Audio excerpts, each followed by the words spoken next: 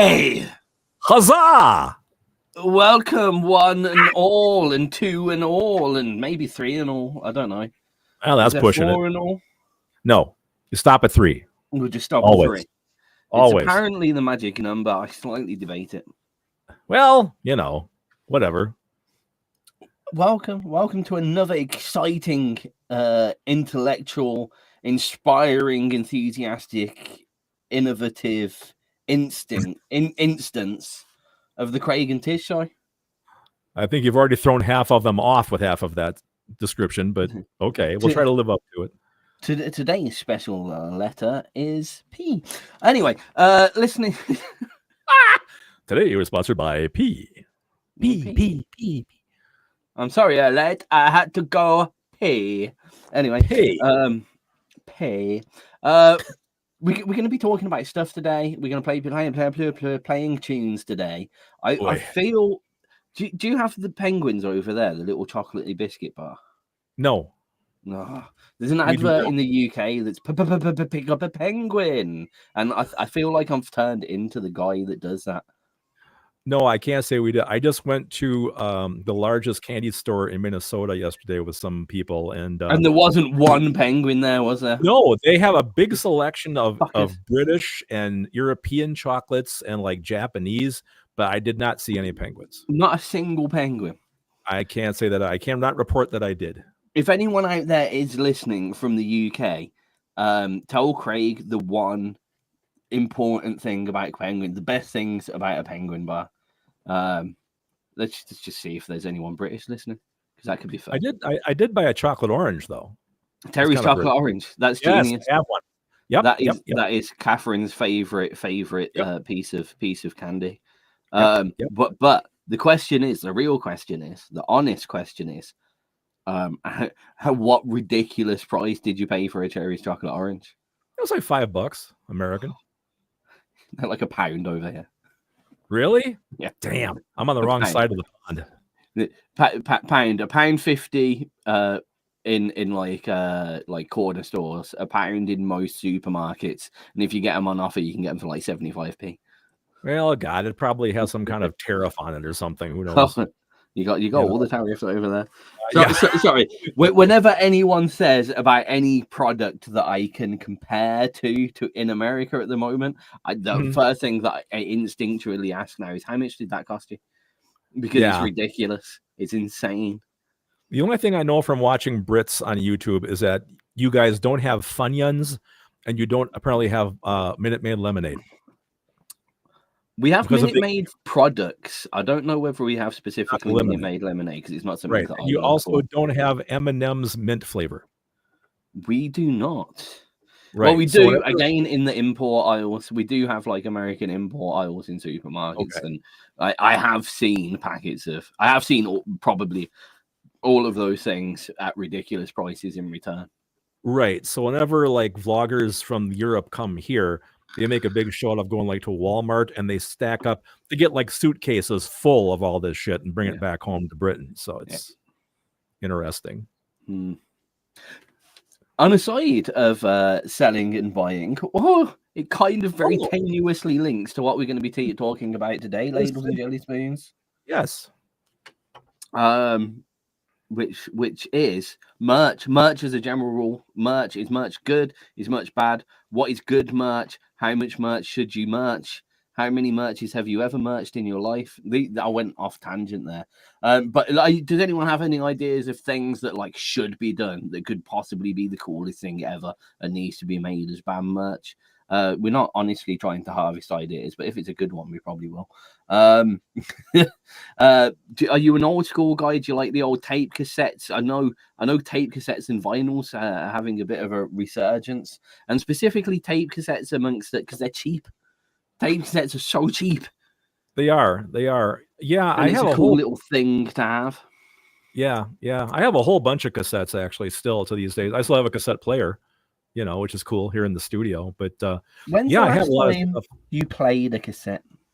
It's been years. The only cassettes I've played is I have demos from like Scott and myself back in the Third Bridge days, like core ideas, but not finished. Right. I have a bunch of that kind of stuff, but actually, like commercial bands cassettes. Oh God, not for years. I have a few questions. When's the last time you listened to a vinyl? At least 10 years. When's the last time you purchased a vinyl? Longer than that, probably Longer. at least 20. At least 20. Because I've had a record collection for years and years and years, but I had a broken turntable. Okay. And once I discovered digital music, I never went back to my vinyls. I think I told you guys this story. I sold my entire collection for like, I got really good money for it. But once I figured out that I could pretty much have all my entire collection digitally on my iPhone with Apple Music, I just replaced the whole thing digitally. And there actually is a playlist on my phone where I took every single album in my vast vinyl collection, found them all, downloaded them all to my phone. So I have the whole thing as a playlist. So I really am not out anything. I mean, you fully embraced that you're one of the few older people that fully embraced the digital. Like, do you miss at all opening vinyl, taking the vinyl out? What I miss is I miss the physical product. I miss the hands-on feel. You know, that cracking open the gatefold, you know, and on the inside it had like really pretty pictures or like lyrics, or they would put in like another sheet that would pull out like with a lyric sheet or something like that. I miss that. You know, once we got CDs, you know, you really didn't get the same type of packaging. You know, albums were like, I remember when I was a kid back in '75 when Kiss Alive came out. Oh my dear God, that was so cool. That live album with the big inside concert shot on the gatefold that opened up. That was incredible. You know, they just don't do stuff like that anymore unless they're bringing it back now with the big resurgence. But no, for me, I embraced CDs because I was tired of having to get up, turn my album over. If you wanted to listen to a certain track, you had to pick the needle up physically and move it where you wanted it.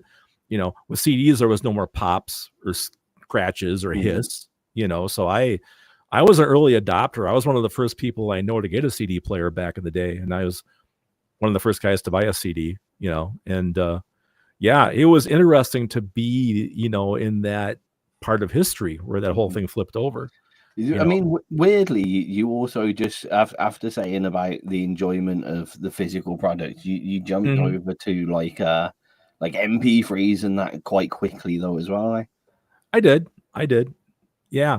Was that just like, this is so convenient, I can just have whatever music that I want at the touch there. I can forego the gatefold album. Yeah. See, back in my day, you know, you had to go to the record store, okay, and flip through hundreds of albums. You know, that's how we bought music back then. You know, now the way that I find new music, you know, like I said before, I don't listen to the radio, you know, or like XM or any of that stuff. I don't listen to it. What I do is I look at like Prog Magazine, right? And they always have articles like a new up and coming bands in there. And what I do is I have my phone with me. Every time I get a band that sounds interesting, I search them on Apple Music and I listen to them. And if I think they're really cool, I will download their music instantly right there. That's how I'm finding my new jams right now, you know? Because I haven't listened to commercial radio, God, in years and years, you know, or streaming. For as much as I have music out there on Spotify, I don't listen to Spotify. I don't listen to any of that stuff. iTunes Music, not really. Like I said, I'll search it, but just to listen like to a station on there, I don't do that. So, maybe I'm kind of a conundrum that way. Maybe being an older guy, but I don't know. Yeah, no, fair enough. I mean, like I will occasionally. Specifically, if like, so for instance, the other day, I was just like, oh shit, I just remembered the Ohio players and I like them. So I started I chucked some on the home pad, ask that wonderful lady in the house, the magical Siri lady, right, to play me some Ohio players. And then like what happens with that is it just kind of plays. It will play like a few more Ohio players tracks and then it kind of drifts off. And it'll play some other funk, and then you'll just take you on a little journey. I kind of like that. That was kind of cool. Yeah. Well, that way it does kind of expose you to stuff that you really are not aware of necessarily. Yeah. So it's kind of neat that way. I mean, I love being turned on to music that I have no idea even exists. I mean, that's fun. It is. You know, and there's so much out there. I mean, it's endless. It is. You know? It's quite hard when I wish I had like. It's not viable, but to do like a 5-hour show but with the same new submissions, because quite often I'll play a track by a band and I'm like, right, I kind of want to cancel all the new submissions and just play the rest of this one band's album to see if I like it. But you can't do that. But right. Yeah, there have been bands here on XRP that really caught my ear, let's say, and I really went and did like a deep dive on them. You know, I looked at all their socials, because I wanted to hear more, because it was something I thought was so unique or creative that really made me, okay, I got to see what these guys are all about. I've done that quite a few times with XRP artists. And that's what we like. Yeah. Yep. Well, I think at this point, we'll dive further into this topic and the specifics, and hope we can get some people in by doing a little bit more lively now promotion. But I think it's about time to play the first track of the day. All right, man. You ready? I am as ready as I can be just right now. All right. This first track is called Never Stay Down by Hot Apollo. That was louder than I expected. Yep. Is that okay for you over there? Yeah, perfect. Wonderful.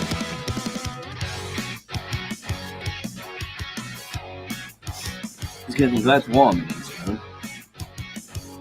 Keep forgetting I have lots of very hot equipment. Okay.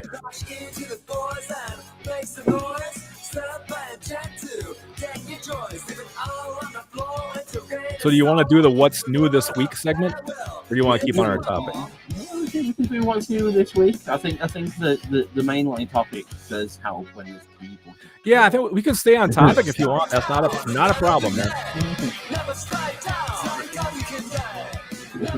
Get a couple of tatty people in. Never stay down,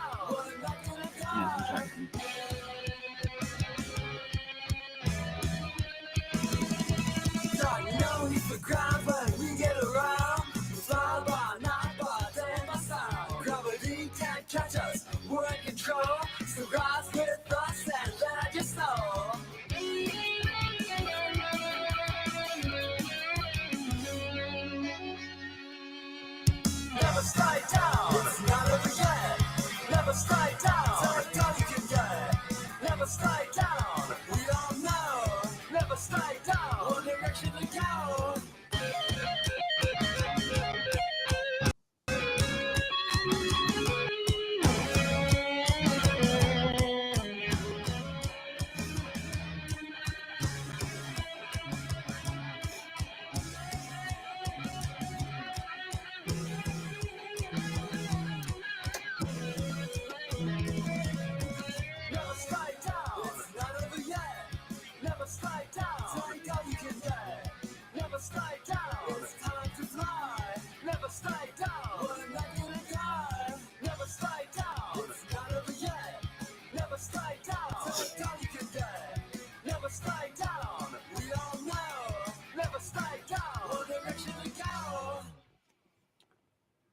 A little bit of punky fun there to start off the show, Mr. Craigie. Yes, sir. Yes, sir. I would say so. It's quite fun to have it a little bit shouty like that. I feel like it's been a while since we've had just some do, like, you know what I mean, just shout out. Yeah, I agree. Punky that was. Lyrics. They were hard to decide with. They dropped a whole bunch of tracks all at once, and they were all really fantastic. So like, eeny, meeny, miny, mo, what I'm going to listen to here. So, yeah, good groove though. A punk length as well, a good solid 2 minutes 21 seconds. Yep, perfect. You can't go wrong. Yeah, for sure. Like I always said, Pete Townshend said the perfect single runs 2 minutes and 30.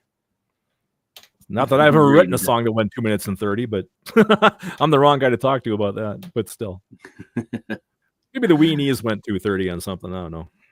Could be. I'm not sure. I couldn't tell you. Yeah, I know. Yeah, it's okay. You don't need to look. But they were supposed to be more of a singles band, so. Oh, you can't have it all, can you? Nope. Tell that to Kat. She's still waiting for the third Weenies song. It's probably never gonna come, but she's still bugs me about it. Where's that song? Where is it? Where is that song? I don't know. Someplace. Oh. All right. How do you listen to your music, sir? Well,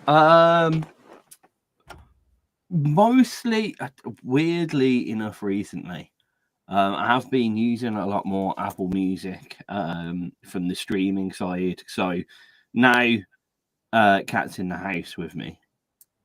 Right. We can all be on the same kind of Apple One. So we family homed up all of our. So obviously, at one point, we both had Amazon Prime, we both had Right. Netflix, we both had. So we've just got everything on like family accounts, save us a bit of money.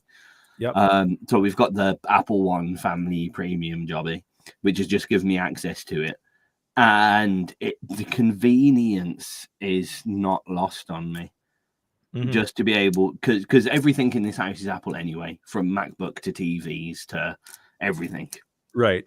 runs off Apple Home in here. So to be Right. able to, in any room, just ask the house lady, as I call her, to play whatever I want. Convenient as hell. That goes through to watching even films and TV and series as well, because Oh yeah. I've got like Netflix, Disney, all that on all the Apple TV, so I can just go on anyone and just be like, Apple, find this and play it, and it works. So that isn't lost on me. I mean, aside from that, yeah, I mean, it's a hard question for me to answer after what nearly 20 years of doing this exact job. The way I find music is by people sending it to me and not me playing it on air.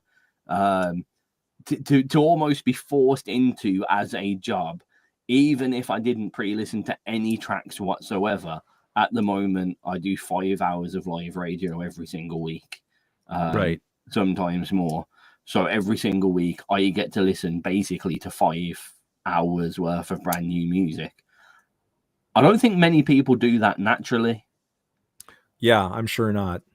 I don't think there's many people, and even prior to recently, when I was doing 3-4 hour shows a week, so 12 hours every week, I just consumed brand new music. I didn't really ever have to go looking for it ever. There'd be times where, and less for the musical reasons and more for the networking reasons, I'd find a very good band on Facebook and I'd see who those bands were, what bands they played with on stage and stuff like that. And I'd go exploring that way. But to be fair, XRP's become this monster. It's an absolute monster. And anytime I even consider looking elsewhere for music, it rears its big, ugly head of database submissions and goes, no, you ain't got time for that. You only consume music through me. And it's quite scary, really. But I do like it. Were you ever that kid that went to the record store and just flipped through aisles and aisles of vinyl? Not so much. I mean, it was CDs. It was definitely CDs by the time. Yeah, for your age, right? I was initially buying music. I mean, the way I got most of my music, to be honest, because we weren't the richest of families when I was younger. So I very rarely just had spare money from week to week just to buy albums here and there. But for Christmas, me, my dad, and my brother all asked for all of our relatives, if anyone goes to what do you want for Christmas, we all just went HMV card. HMV was like the your record store. His master's voice and all that. Right. And we go to HMV and we'd spend we'd each get about between £100 and £200 between all of our relatives who gave us a tenner here and 20 quid here. And we'd spend all of that on CDs. All three of us would spend all of our money. And HMV, for Christmas, they did these little booklets, which were like, if you spend £100, you get £25 extra voucher. Okay. But it'll be very specific. So it would be like £20 on DVDs, £5 on CDs, £2, Okay. But so we'd all do that. And then between me, my dad and my brother, we'd all arrange, because you could only use so many in one transaction as well. So we were arranging who held what of whose stuff to get the best deal back on it. It was ridiculous. And that's how I got most of my music up until probably I was 16, probably. Okay. That was mostly it. And to be honest, most of the music that I found between, especially when I first got into the music till I was like 14, was off Kerrang TV and Kerrang magazine. Weirdly, You know, it's so funny. No, I'm not to cut you off. I'm sorry, but you know, when you mentioned Kerrang, when I was in high school, right, I was supposed to be in class, right, but I was the guy in the library, and that's where they had like Kerrang magazine was there. Oh, what's that one you have over there? That paper, the NMB, or it was NME. NME. You had that. They imported that. They imported Kerrang. There was like Circus magazine. There was Rock Scene magazine, Rolling Stone. That's where I found all my vinyls back then, because all those magazines talked about, you know, your music.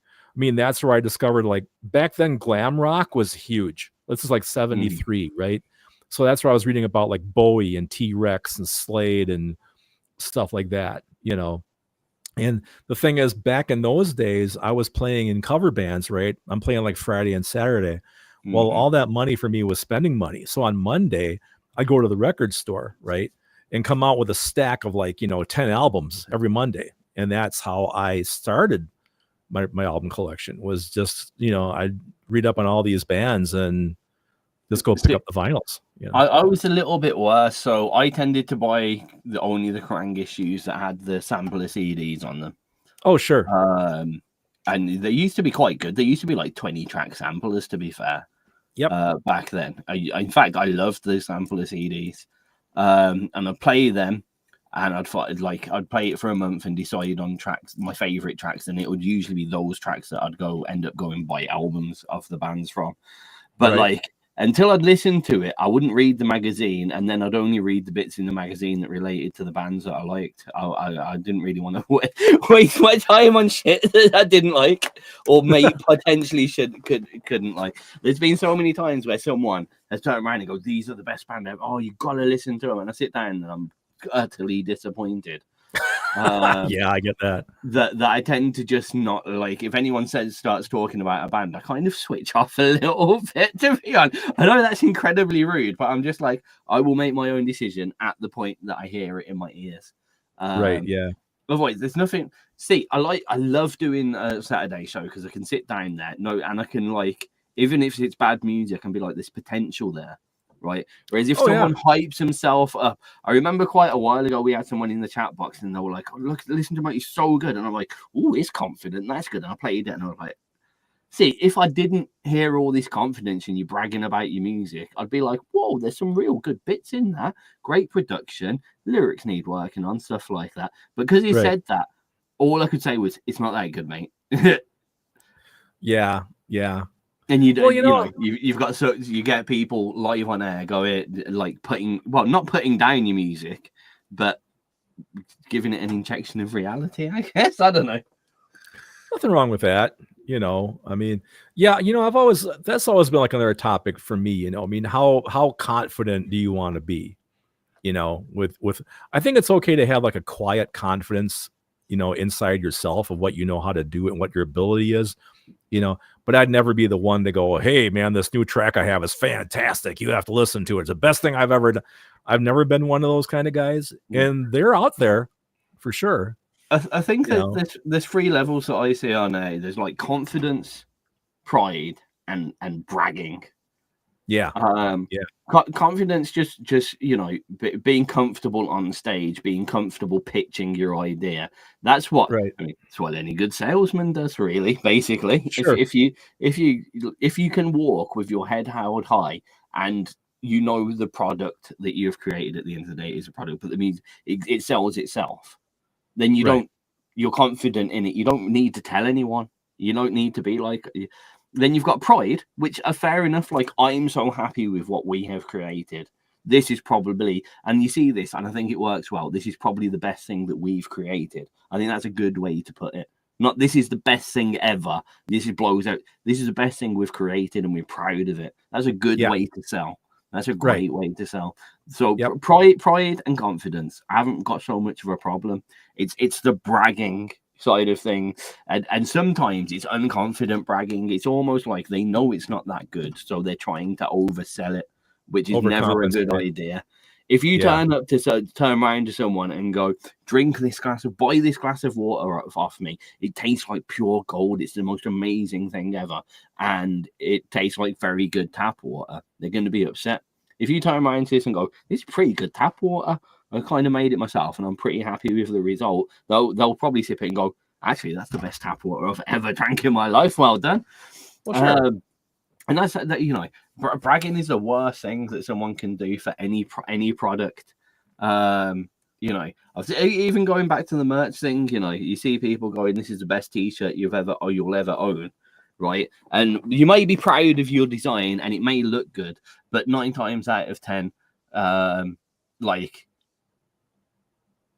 the majority, like a band t-shirt is a band t-shirt. We all know how long it takes for a band t-shirt to fade. Not saying they're good or bad, but if you can compare that to like a £50 t-shirt from some superstore that I can't think of, I don't know, a Marnie t-shirt or something, the quality is going to be a little bit different.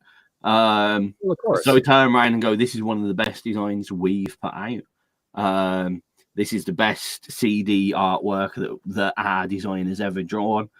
You know, that kind of stuff is good. If you turn around and go, we think we've got the best album cover ever, you're just going to end up looking like a prick because inadvertently you're putting down everyone else's album cover. Right. Yeah. That's the thing.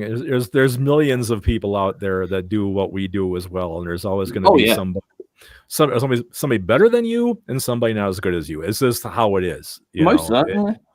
It still is not, and I've said this a million times, it is not a competition.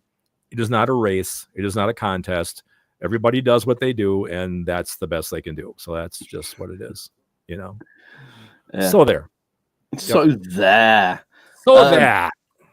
At the half-past mark, as we've been doing quite well with this quarter past, it wasn't intentional. Should we do track number 2? Certainly. Our next song is a track called City Lights by PorkPie. Every time anyone says PorkPie, I get PTSD that it's going to be the PorkPie Vickers. You know, when I first saw this, I was thinking, is it them? PorkPie. Different band, fortunately.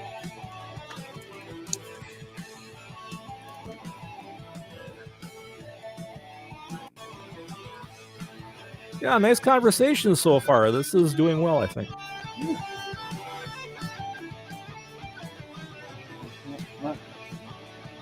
I'm a little bit tired. I'm working on it. It's stupid because I did get back a little bit earlier, but it was also a rush to make it. It's all right. Yeah, talking about merch, though, I can't say much. I've never made merch for sale. I mean, I've made myself custom shirts, but that's pretty much about it. I've never mass-produced anything.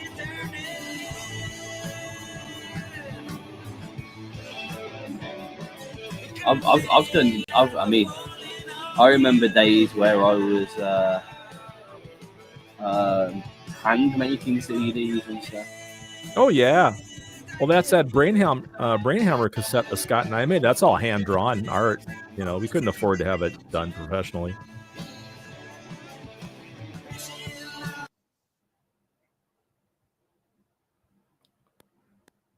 The stream just should have stopped there for me? I have nothing. And I lost you, too. You're gone.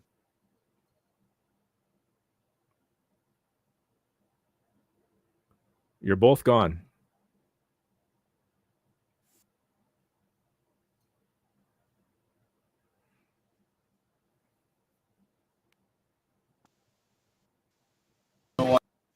No, I had you. You had me. Now I got you. Nope, you're gone again. But you've got me now. Yes. Cool. Yep. And that was scary. I was listening to the song and all of a sudden,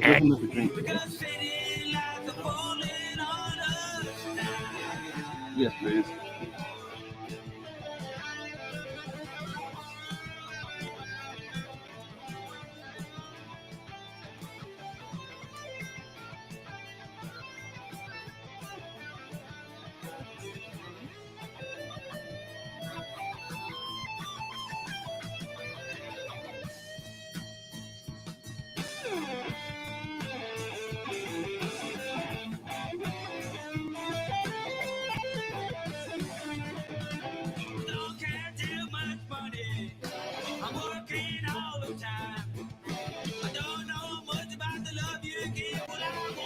Nice bit of a rock with a little bit of brass. Can't go wrong. Yep.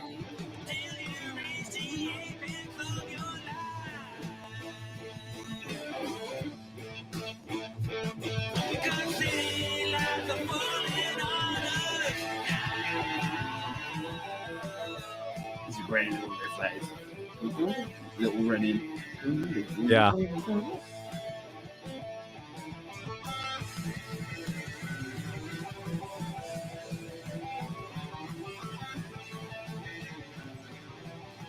That guitar tone's different. He has phaser on there or something.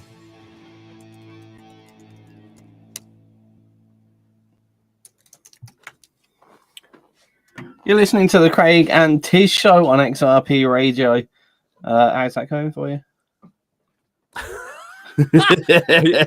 How's that going for you? Is that right? Do you need to call someone? Would you like a blanket or a tissue? Yes. What can we do to make the rest of your evening much more comfortable? Talk to us. Yeah, Tell we're us just about your here as problems. we're just here as escapist entertainment, folks. If you want to, you log into the chat box and tell us how your day is. You know, how do you feel about your place in the universe? Oh shit! We're not trying come to on, kill man. people here. Place Are you in the just a goddamn number? universe. You can't you say just- shit like that to creative. You can't. That's... Well, Are I we say it to even myself. real? I say it to myself every week. Are we just a projection? Are we in the Matrix? Have you even ever broken your leg? Have you seen the insides of your body? I mean, Are you seriously. just a robot? Have you ever been to the hospital? I mean, have you? Have you? really? I Really? haven't. I'm immortal. You know. I mean, I'm just a machine here, man. You know. For all you know, I'm some kind of AI construct. Have know? you ever even seen me and Craig in the same room? Have Tizz and I ever seen each other in the same room? These are deep questions, Deep folks. questions. Deep. We might not exist. We could just be ghosts in the machine. You know. Ghost in the Machine. Yeah. Do- Nice it- song title. It is. It is. I'm pretty sure. Actually, someone it is. must have done Actually, it is. But that. I was that's what going we. to say. It is. It is. Yeah. Yes, we are spirits in the material world. Is there even any point in us continuing this conversation about merch? There is Will not it even be whatsoever. bought? No, there is not. I'm getting a lot more, and here there's a tangent.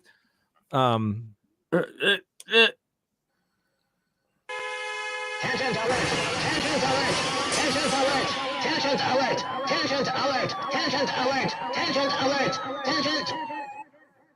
You know, I keep going back to this over and over and over and over again ad nauseum. But again, all of my YouTubers on the feeds I watch are all about AI is replacing musicians as we know them.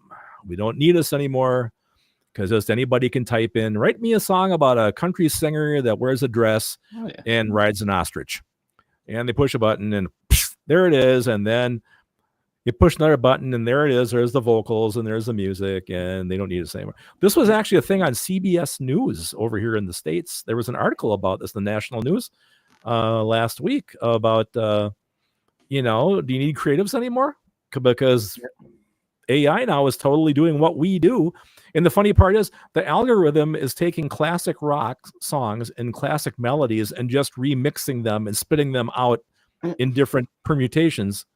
So that's what they're replacing us with. So it's kind of...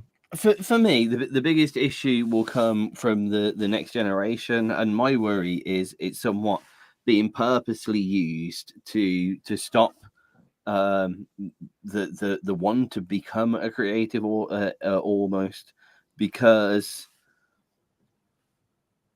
like for adults, they know their favorite bands. They're never going to stop liking their favorite band. Once you've got a favorite band, you've been introduced to music, whatever, even if it's on Spotify or whatever, and you like a favorite band, you're always going to want to go back and go, that was a great band, great. Now, this is the thing that a lot of people tend to forget about when, especially on XRP, not everybody likes music like that. You know, they'll chuck the radio on in the car on the way to somewhere, but then they don't sit down naturally and put on a CD and just chill. They'll be watching TV or doing something else. Right. using their phones, right? So they're not naturally going to be turning right into their kids and go, here's a good band, here's a good band. You might like that, you don't like that, here we go. Like my parents and my brother were with me. Yeah.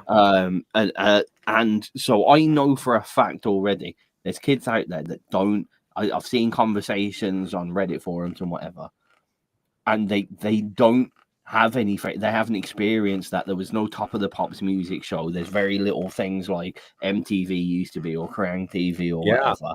Right. So they're not naturally being exposed normally between themselves and their friendship groups to music.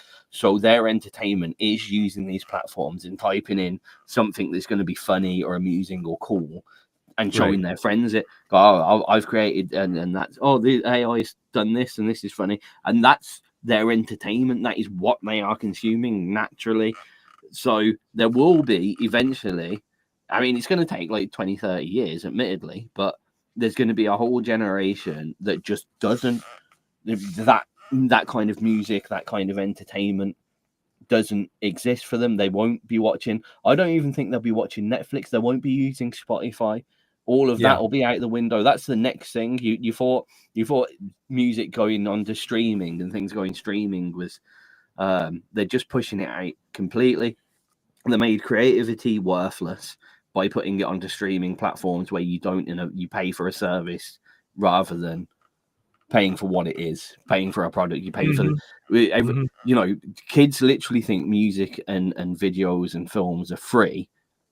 What you're using is you're paying for Spotify, you're paying for Netflix, you're not paying. That's the mental thing. So now music, all of those products are worthless. They have no monetary value now as a product to sell as a commodity, as it were. Right. Now, I do almost kind of, what's the word I want? Regret, I suppose, bringing this topic up, because this also spawns into so many other topics. Like, is there still a place for the working musician?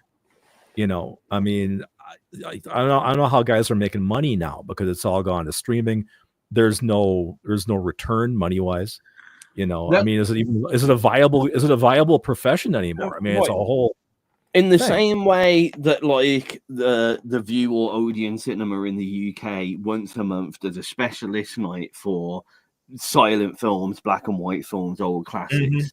There'll always be some little niche for it there. The fact of the matter is, it's tiny, and it's very hard to break through and live off it as such. I think all the creativity, even the big Marvel films, the newest Star Wars releases, they're just a big hobby from a company that's got a bit of bank to throw about, and they know that they can recycle that money.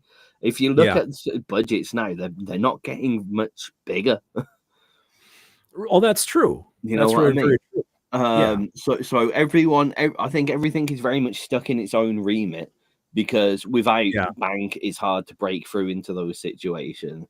And I think we'll live in a very stagnant world where only people that are very lucky or have the bank to pull it could do anything like live off it. And it's going to very much fade into a hobbyist area. And there will always be a niche for it. There will always be a niche for having a live piano player in a casino. Or, there will always be weekend bands. I'm interested to see. I don't think even cover bands are going to last that long, because cover bands can't play shit that an AI machine's made up. Well, the thing about cover bands are pretty much, they're playing for the older folks that remember all this stuff, and they want to come out. It's like a nostalgia trip, right? They want to go out and sing along to all the old songs they heard on the radio. But as younger people become older, obviously, all that demographic is going to shift. Well, my main thought is, if all the kids are consuming this AI-produced music, when they're old, what cover band? What band are they covering? Well, that's my point. There's going to be nothing there for them. Yeah, I mean, so they'll still be consuming. So what it'll probably do is there'll be some kind of massive Bluetooth speaker in raves or something, I don't know, in pubs, that everyone streams their stupid AI-created songs to. I don't know. It's going to be an interesting few years, but I would say it's important to acknowledge that there are bands that are making money and whatever, but it's becoming more and more niche, and you do need to be a lot more dedicated than you ever had to be before. Correct. You know, it's a full-time hobby, which is the worst thing. And to make it pay, you have to either have a bankroll that allows you to not do anything for a while and only focus on the music. So you are your own manager, whatever, do it that way. Or you have the bankroll to pay for those people if you can't do it yourself. Right. Or you have to have a full-time job and try and do a full-time hobby along the side of it. And if you look at the majority of people, you either have the bands that have a few members that are all kind of pitching in. They've all got like part-time jobs or whatever. They're all pitching in and it's working and they're building it up. And you have the singers that have got a bit of backing to them. And then you have a lot of people that are trying to hold down a full-time job whilst being incredibly delegated, moaning on Facebook because no one's liking their posts. And you got these like three awkward groups of people. Unfortunately, that's how it is. If you haven't got much money, you're doing everything yourself. You got to be very dedicated. You've got to roll with the punches, and you got to understand that it's probably going to take you a very long time. And statistically, in this world now, where music is so easily accessible to anyone, I don't think there's ever been as many bands, artists, musicians on the planet going out there and putting themselves out there as a musical entity. So we've got a saturated market. On top of everything, you need to be absolutely memorable. And this is why a lot of the, influence, the people that are more socially out there, I think both of us can see the success of Mish since he started doing these influencer style videos. Oh, sure. Definitely. He's obviously getting a much more solid following. Fact. And it's because he's gone out of his own comfort zone. He didn't just sit down and go, all right, the music's got to speak for itself, because it can't anymore. You can't physically get there's only so many ears on the planet.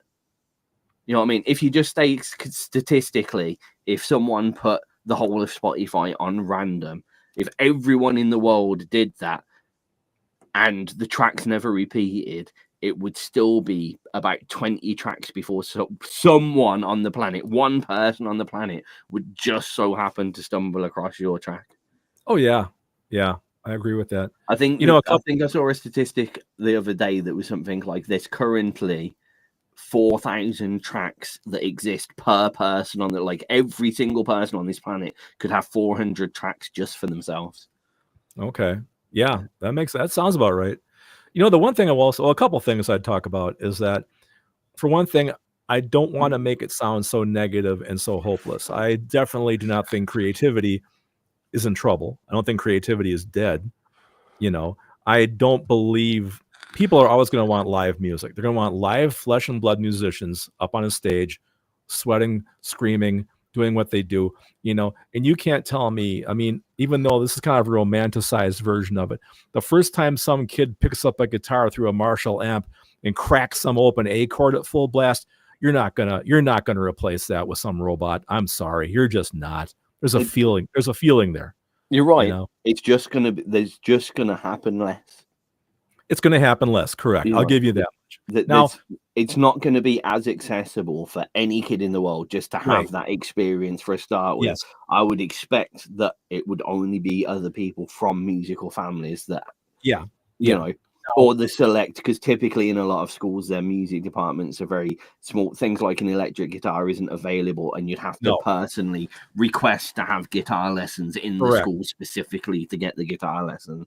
So, and that's only offered to 100 students out of 1,000, right?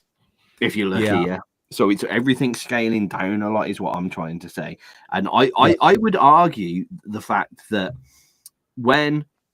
say all the people in the world right at the moment, right, when the youngest people that currently go to gigs pass away in like 80 years time, I would argue that there won't be many live musicians of the point of like going to a gig like that.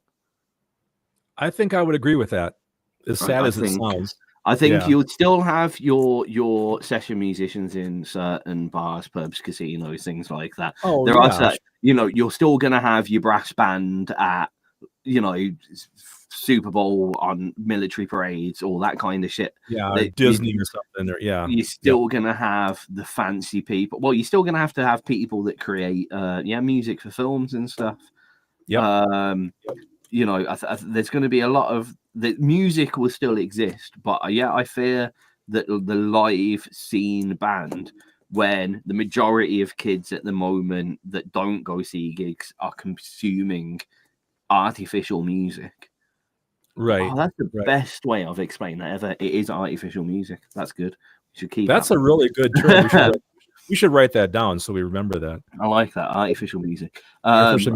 Yeah, they're gonna. There's not gonna be a band to play live music, and they're not really gonna. If they're happy with that's what they're consuming and they're comfortable with that, then that's fair enough.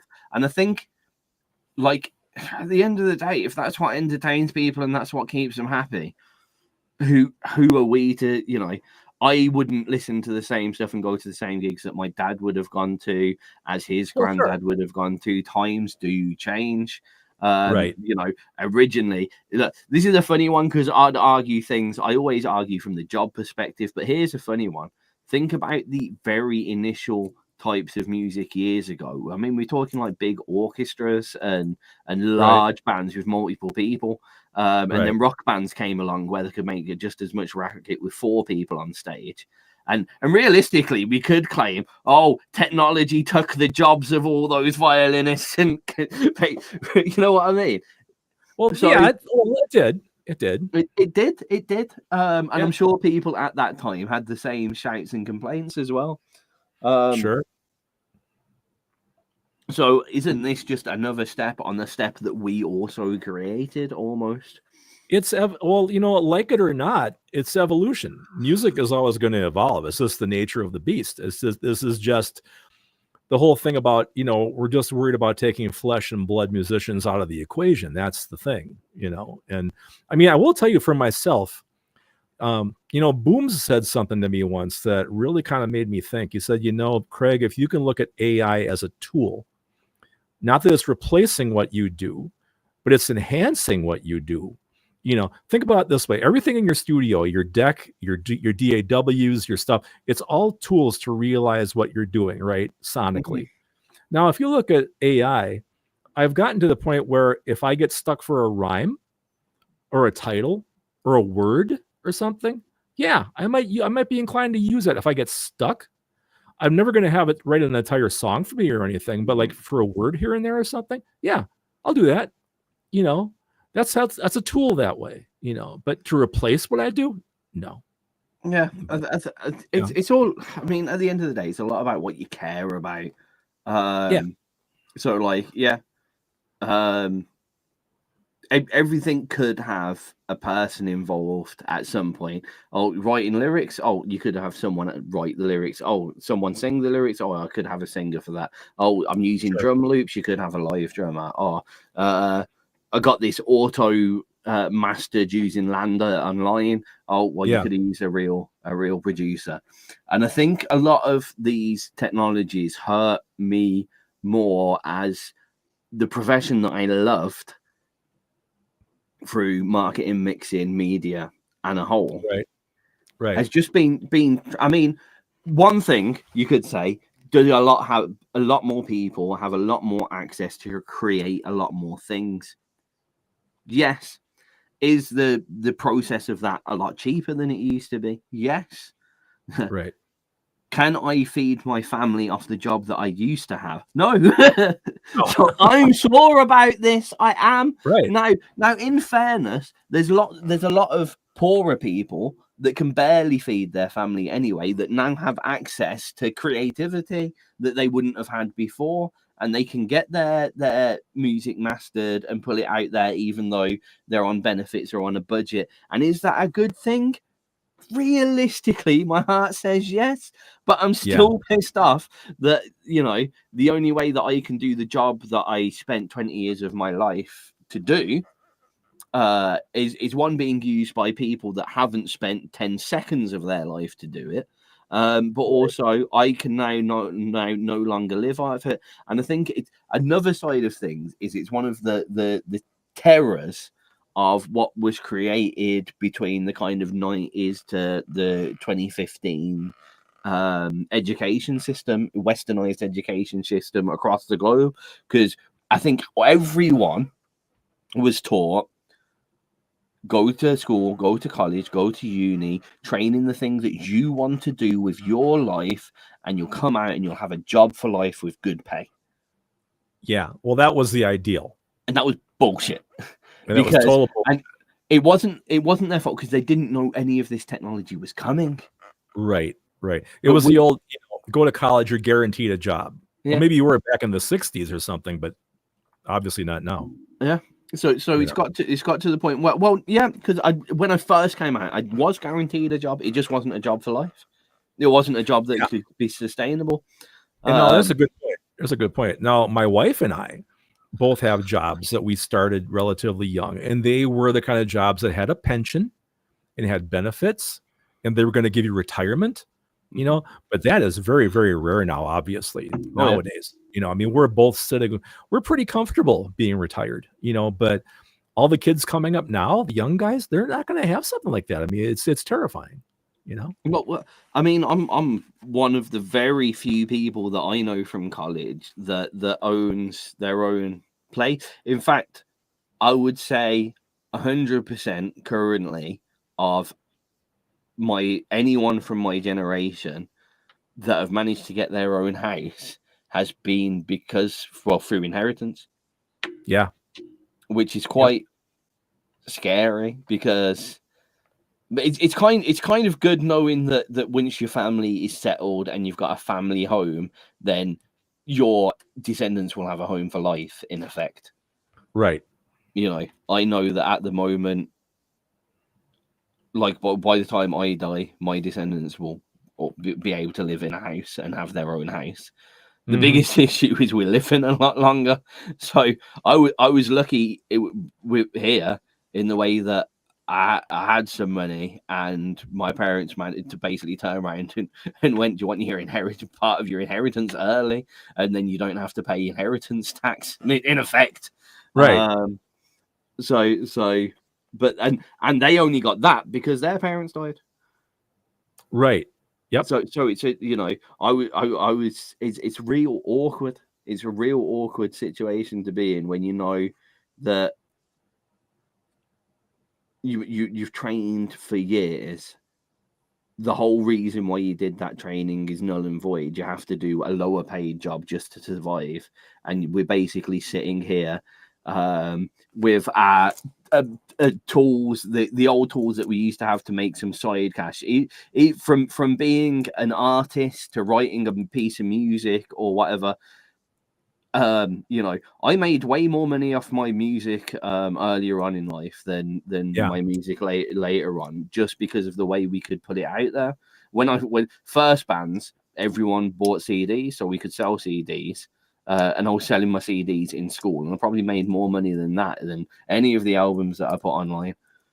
Yep. For me, it was cassettes. I started recording music at home, and then I mix it down to a cassette, right, 2-track, and then I had a double cassette player, right, so I could copy them back and forth, and I would sell them at the local record store for like $5, right? So. But the cool thing is, like, the record store kept $1 of that. The rest was my $4 profit. I actually made money back then. This is way back then, the early 80s, late 70s. But it's unheard of now. Yes, I mean, this is what I'm saying. The merch side of things that we are putting out is difficult to make money on anyway. And there's 170 billion bands that are trying to do the same goddamn thing. So right.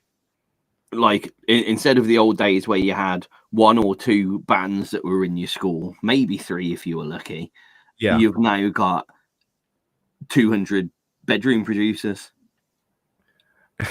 Well, that's the whole thing. We talk about the advent of the home studio, right? You know what? I think it's made music, because I remember when I was in school, being the one proper band that gigged in our year, we were cool as shit. The whole, we'd be able to turn around and sell all our tickets, and all our friends from school would come because we were the only band. Yeah. And it was cool, and we were cool. That's gone now. I think that's because there's 24 bands, and the people only want to go to the one gig a week, so they're going to go for the best band in their school, I guess, and that's the one that works. And it's lost that edge, that cool edge. Now it's just like, all right, so you rap down the microphone, then well done. You know what I mean? And only your very, very close friend group might be kind of pushing you on to keep going. And then you're in your own kind of class-based echo chamber, which is not great. Class, I mean by school class, not like class. That's a really good point. I mean, it seems like now everyone has a YouTube channel or a TikTok channel, or everybody. I mean, even if you can play guitar a little bit, or you can rap a little bit or something, you're going to put content out. Doesn't matter. It doesn't mean it's any good, but you're going to, hey man, check out my channel. There's a lot of that right now. Yeah. And it's weird because a lot of it is repetitive as well. You see these things like the TikTok trends where it's just groups of girls doing a specific dance to a specific piece of music.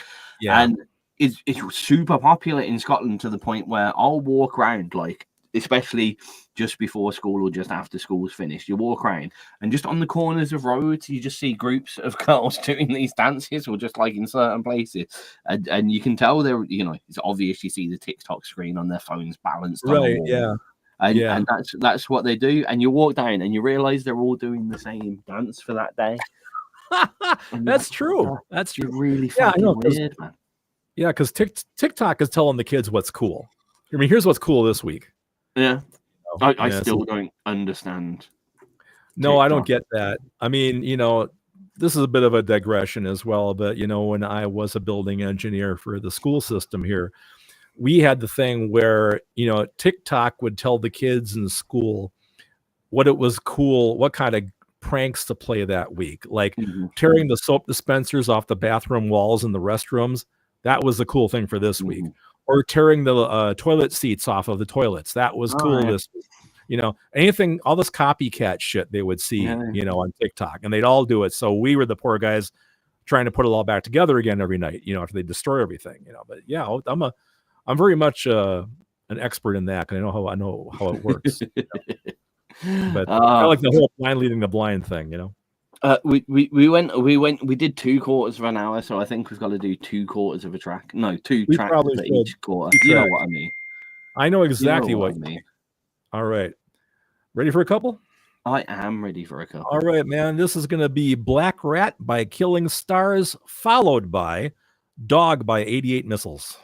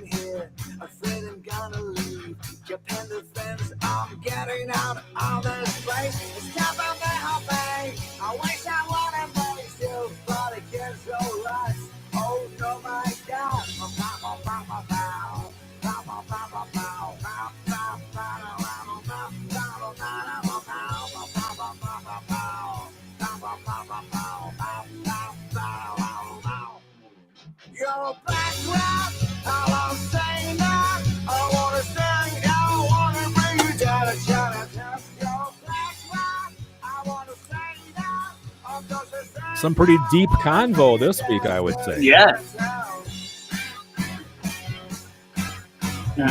And all the way tenuously linked to merch somehow. It is. I have to admit, I actually would have listened to this so far today. It's interesting. I actually would have listened to this one. I listened to our own show. Wow. I couldn't get sick. I'm not sure if I find my way. I'm nowhere. I haven't heard something quite this straight in a while. It's just Real 2/4, yeah. Yep. Bum bum bum bum bum bum.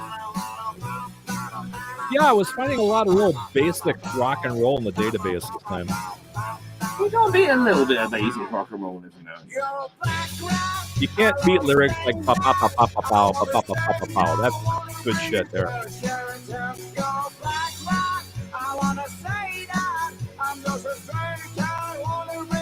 And that was the thing. Sometimes I sound like, I like more progressive music. There's nothing wrong with a good old 3-chord rocker as long as it's done with conviction,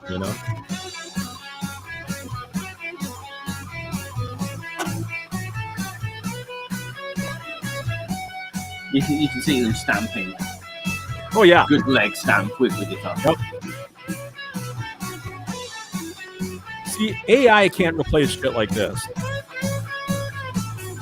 They can do that real overly produced Taylor Swift crap, but they can't pull this off. Yeah, that's the problem. Right. Yeah, right. Everything with AI is pretty much a case of They've pretty much sorted out the hands problem that everyone was moaning about, and everyone's got real quiet on that. Yeah, like people still try and bring out an AI image and go like from like 6 months ago, and you go look at the weird fingers, and I keep turning around and going, yeah, but they've finished that now. This is weird fingers isn't a problem. Only 6 months later. Right. You're listening to XRP Radio. Oh, we're gonna have 2 tracks. Here's Dog from 88 Missiles. Whoops. Can I help you? Okay. Give me one more chance and I'll be free. You got time for everyone, but not for me. You got nothing good to say. It doesn't matter anyway. This feels a little bit Rocky Horror Show. Oh, let's do the time warp again. Yeah, it's got a little bit of that to it. Kiss me on the neck, but don't you bite. Take it while you can. On the job that you will learn. They're going all out with the riff. Oh yeah, a little pinch harmonics everywhere. That's what grabbed me first off when I started playing it.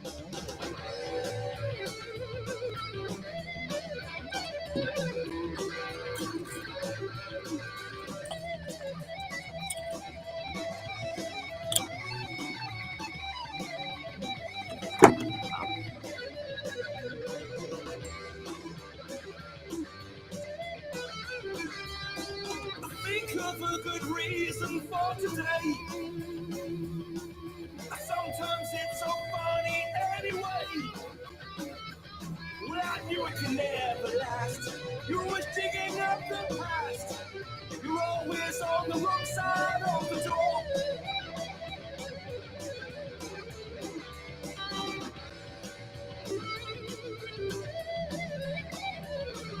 A lot of notes. It's added a few extras in for sure.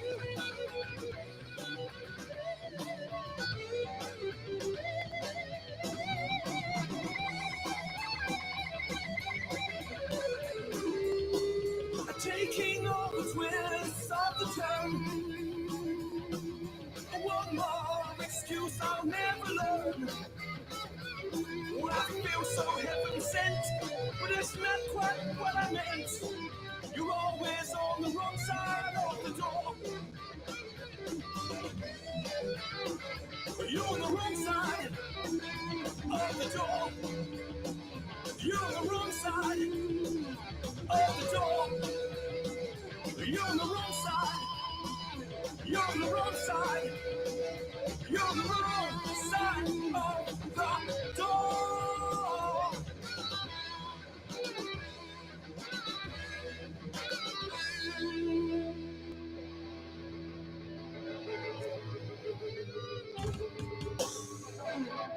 '88 Missiles here on XRP Radio. That was rocking. Yeah, man. Bit of screaming bluesy rock riffs. Yep. A lot of good basic rock and roll this week. Yep. Some good choices of root note for those that though. Yeah. Dong. Yep. Yep. Anyway, But I digress. we do a little bit. Show and tell. Yeah, sure. Okay. What you got for show and tell? I got a piece of merch. Yeah. What kind of merch? Should I be big first in the screen, or should I just whip out what I've got? I don't know how to answer that question. And no, that's not branded either. I'll make it big and whip it out. Both at the same time. How about one first, then followed by the other one? All right. This is my Grave Huffer coffee Oh cup. shit! Check that out, eh? A Grave Huffer coffee cup. After I had the pleasure of playing guitar on their track, what was it, Stingray, on their Necrologian album. So that was wonderful. It's a little memento for working with those guys. Stingray. Yeah, Stingray. Say anything can happen in the next half hour. So yeah, that's what I got.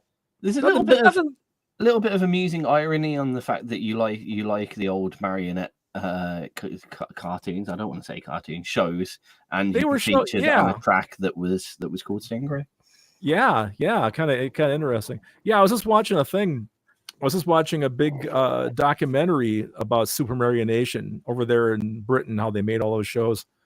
So very interesting, man. They talked about Thunderbirds and Fireball XL5 and Stingray, and oh man, going back before that, Joe 90, Captain Scarlet, all that stuff. How they did it, very interesting. Very cool. Yeah, so that's what I got. So your turn. I've also got merch. Going back to what we said earlier, and this is all going for once I've set up the new vinyl player, because yes, it is vinyl. Oh, I don't need to be big, and luckily it's small enough to. It's not small enough to be here. This is a signed Sunday Club vinyl. So I know I told you the other week I got the guy who put me on to get the cool vinyl player. Was Hamstel Ridware of Sunday Club, Mr. Hamstel Ridware says, "Cheers, Tizz, right. Hamstel." Nice. So I got myself a nice Silky Cream 7. Oh, there we go. Oh yeah, there he is. Silky Cream. That white vinyl. Yeah, that's cool, man. Nice. This has got a track that they featuring Mr. Matt Berry, produced by Mr. George Schilling. And it's wonderful, and everyone's going to listen to it in vinyl format very soon once I've got everything linked up. So that is very cool. A nice quick little show and tell for you. Yeah, nothing too involved this week, but it kind of fits our theme for today. Well, it's merchy, isn't it? It's merchy. I think so. I could also say this is another show and tell, but you've all seen it before, and you can get these on our merch page. If you go to our wall, it's on the side. Anyway. I should probably say stuff like that more often in shows. We probably should. I mean, speaking of XRP merch, I do own quite a few pieces. I know, maybe you need an XRP t-shirt of the week, and we'll show them off. You can model them. You can do a catwalk each week. No, I've got a few, man. I could probably pull it off. I think it should be done, to be honest with you. Well, I'll see what I can come up with for next week. Well, but model it on the catwalk, eh? Oh no, not a lot of room down here to strut. But it is what it is. That was probably the quickest show and tell we've ever done, Craig. Yeah, well, there wasn't too much I could say. Hey, it's a coffee cup and it says Grave Huffer. Hey, that's what I got. You did expand it quite well by saying you were an honorary member of Grave Huffer for one whole song. I was the oldest guy in the band for like a second. I was driving the other guys to the gig because I was the oldest guy to be the what's the word I want? The DD. Yeah, DD. That was me. That was my job. Get those boys to the gig. Oh, too funny.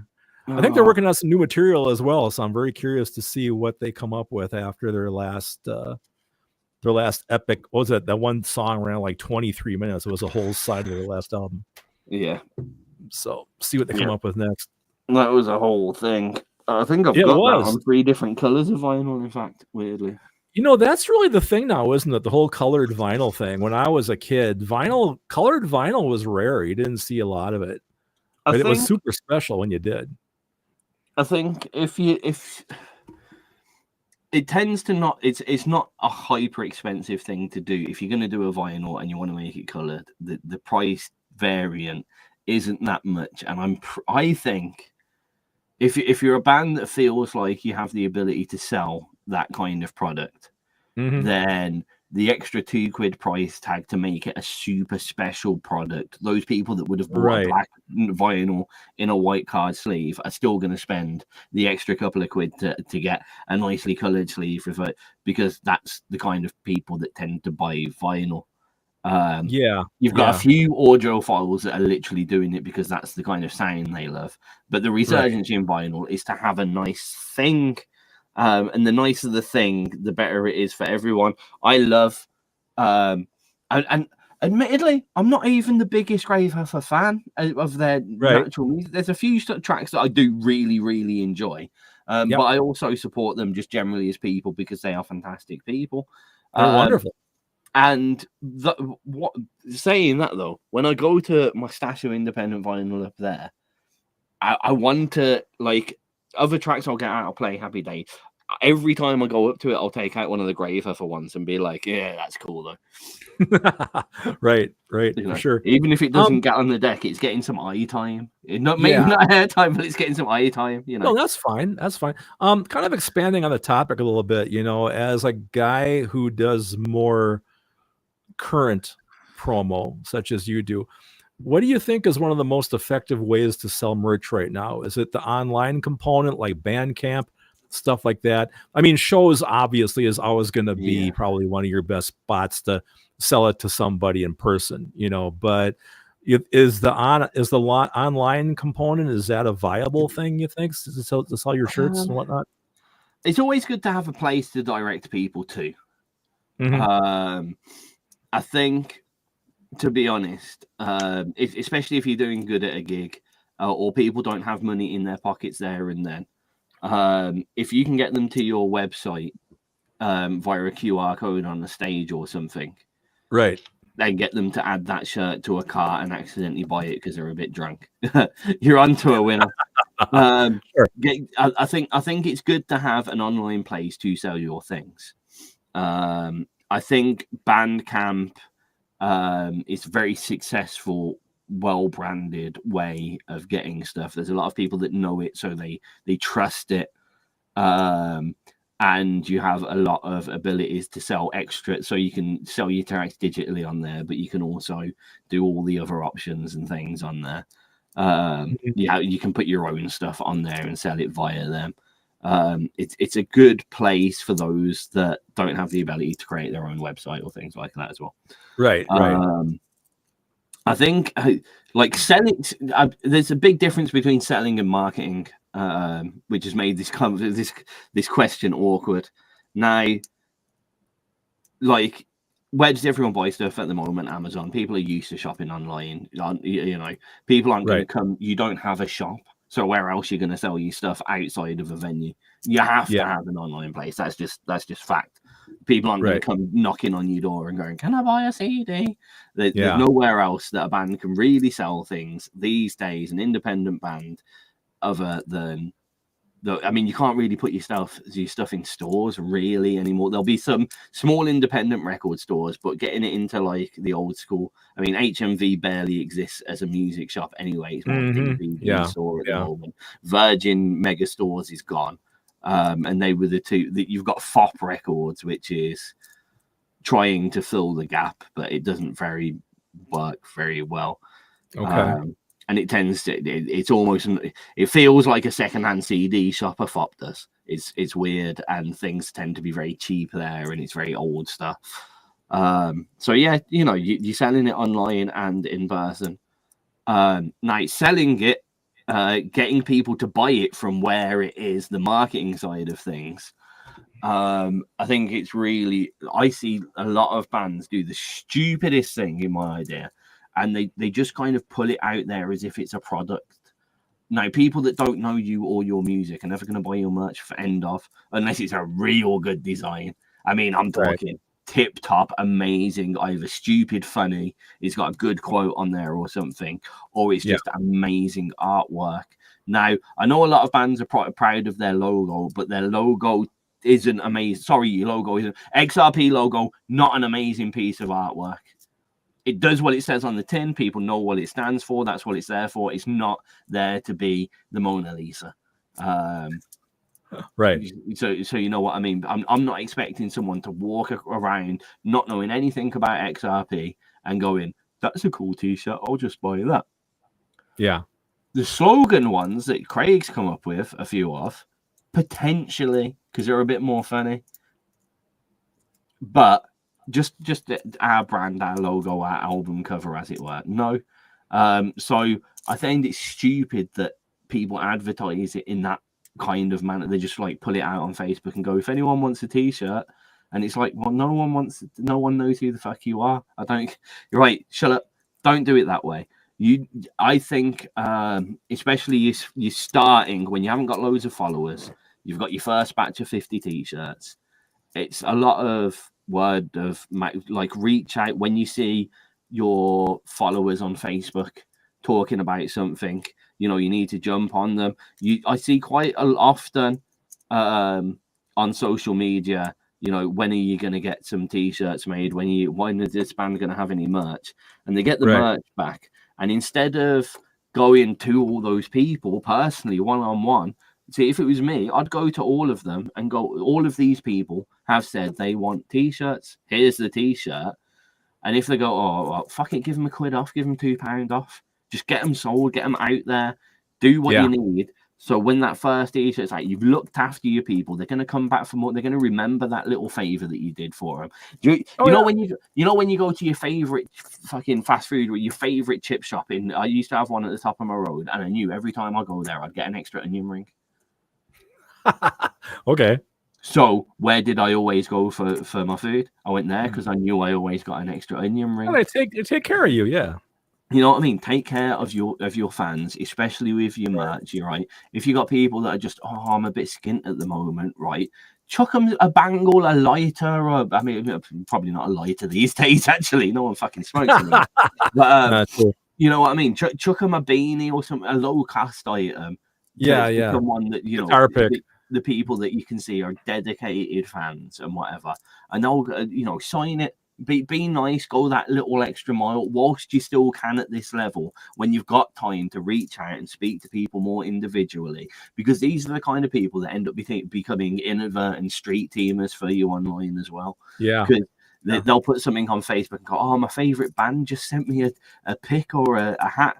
I really wanted a T-shirt, but I couldn't afford it. But they sent us this for free anyway. How amazing is that? Oh, and they sent us a download code for one of the albums as well. Because guys, it's out there, right? It's already out there. You're not losing money by giving away a few downloads here and there. Sure.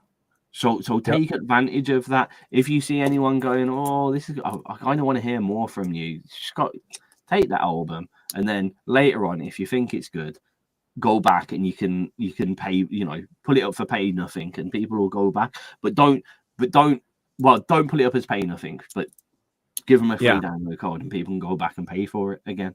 You know what I mean? And they can pay more if they want. You know, it's almost like a bit of a pre-buy. There you go. Just promise to buy the album in a year. And even if they don't, fuck it. That's someone else that's got that music out there that will probably play it to one of their friends. It's a bit of free marketing. Yeah. And there's a thing online that they'll probably do because everyone does this. And go, oh, my favorite band, I couldn't afford their album and they've just given me an album. How wicked's that? You should go support them if you can. Go buy a track at least and make up for that album that I got for free. I've seen stuff like that enough times. Right. So yeah, it's take it to the personal level, marketing wise, especially as an independent band. Once you're a bit bigger, if you're already established and already dealing with moderate merch sales, there is different advice for you, obviously. Right.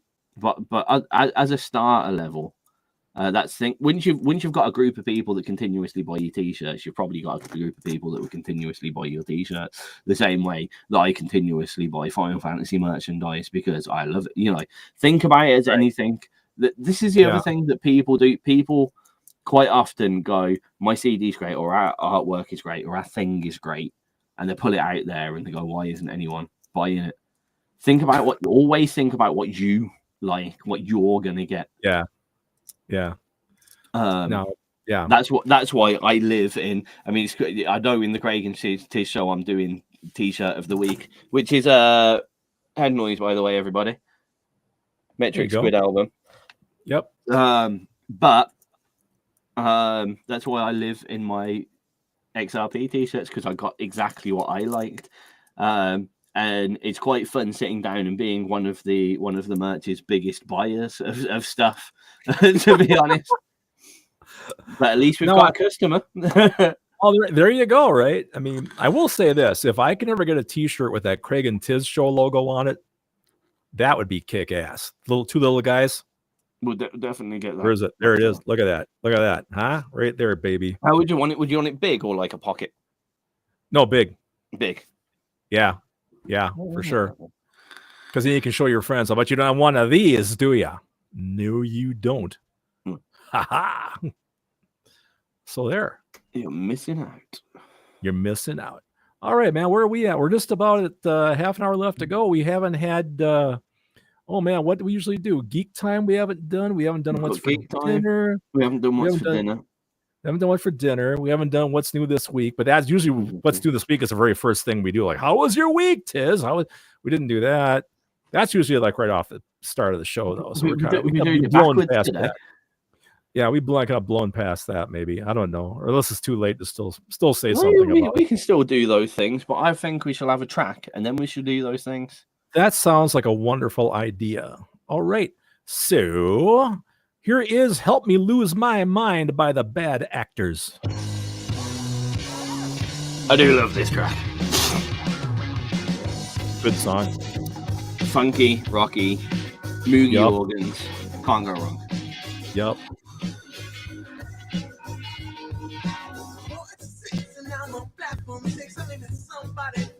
Loads of attitude in the vocals as well. Oh, yeah. Hell yeah.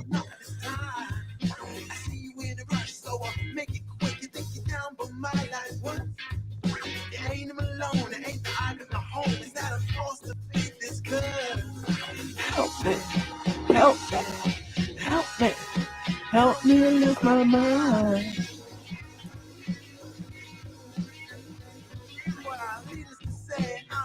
Away, but I was drawn in by his conduct. About 38, he was underway. You know, he smoked with bro, couldn't grab him. Well, you could get help, you couldn't help yourself. You got homes, well, they could be fixed. I said, man, you're naive. I've tried it all before. There's a much better way to get nothing. Oh, help me, help me, help me, help me, help me. Hit me now. James Brown version. Hit me. Hit me. Hit me. Hey!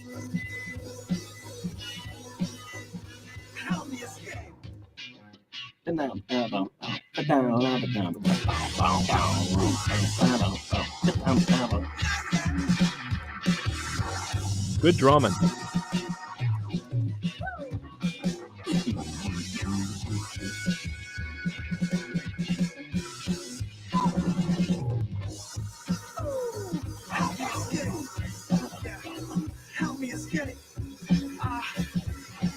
Good drumming.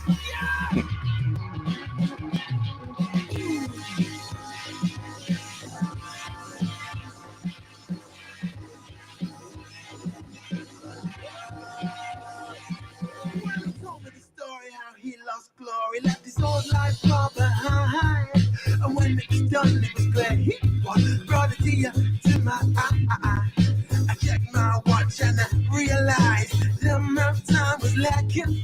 So I gave him a 10 and chased after the train. He went off to chase the dragon. Help me, help me, help me, help me lose my mind.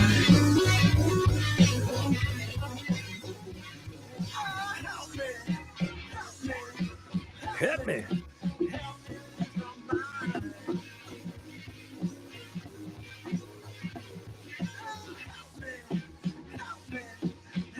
Hit me. Yeah. I forgot to say again.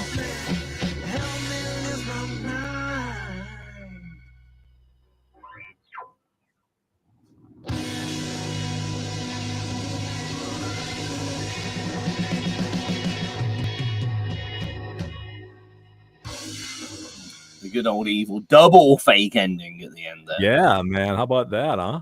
Bad actors Whoa. help me lose my mind here on the Craig and Tizz show. Whoop, whoop. All right. Let's geek then. What's geeky? What's geeky with you, Craig? What's geeky? Oh man, bunch of stuff. I think I have to replace my Dreamcast. I tried playing. No. I tried playing. You guys are hip to Hydro Thunder, right? Probably the best boat racing game of all time. Okay, I mean it's good, but it's good. All right. I mean, probably the ultimate version is on Dreamcast, and I started playing that the other day, and I realized my number one Dreamcast controller is broken. It's fried. Oh, no. So all I have now is this Chinese knockoff, really klutzy, gigantic thing that your fingers fit around all funky. And then when it spins the disc, it sounds like it's about ready to blow up, right? So if I set something on the lid, it stops it from vibrating. It doesn't sound quite so bad. So it's one of those. You put something heavy on the lid of it, then it sounds like it's going to be okay. So Dreamcast are awkward and not great to get. They are, but they got such great games on them, you know? So it's like, I reached out to my son because I know he would understand, being a video game geek as well. And he says, oh man, he says, do you want my Dreamcast? I go, what? He goes, dude, here's the thing. All the games in the Dreamcast that I really love have already been ported over digitally, like to the PlayStation 5, like all the Power Stone games and all that stuff. Yeah. You know? So it's like, he says, I've had the thing sitting here for 4 years. It's not even hooked up to my TV. It's just sitting here getting dusty.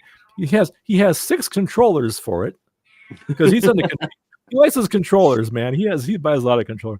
But anyways, he says, yeah, Dad, you can just you can have. I wanted to buy it from him, right? And he goes, well, consider it a loan because after you die, I get it back anyway.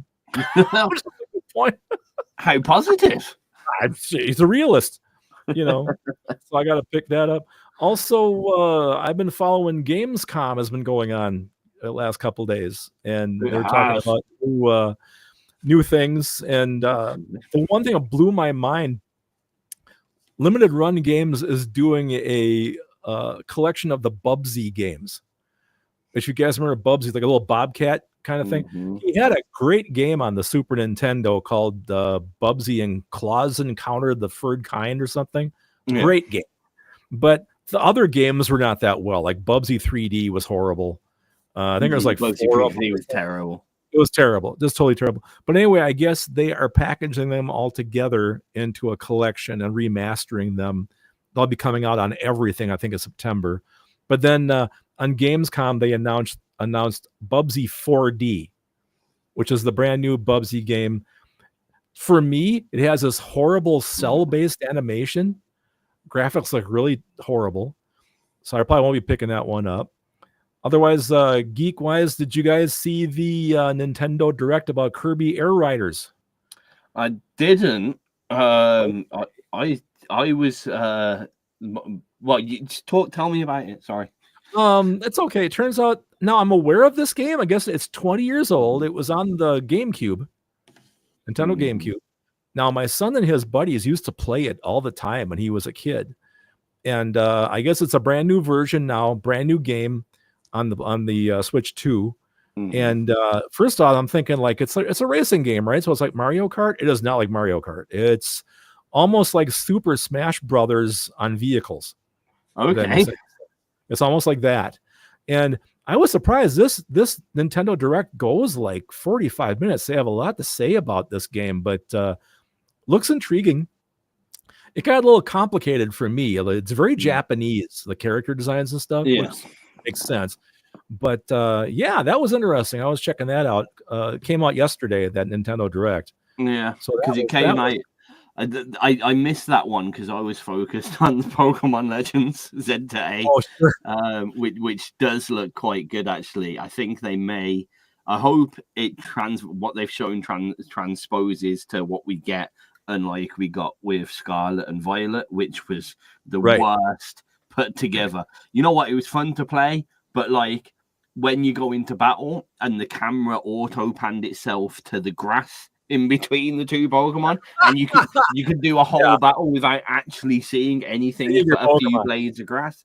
Or when Yeah. you'd be walking around and all of a sudden you see straight through a building, and you're like, "Come on, it's 2025. This game cost £80 fucking pound.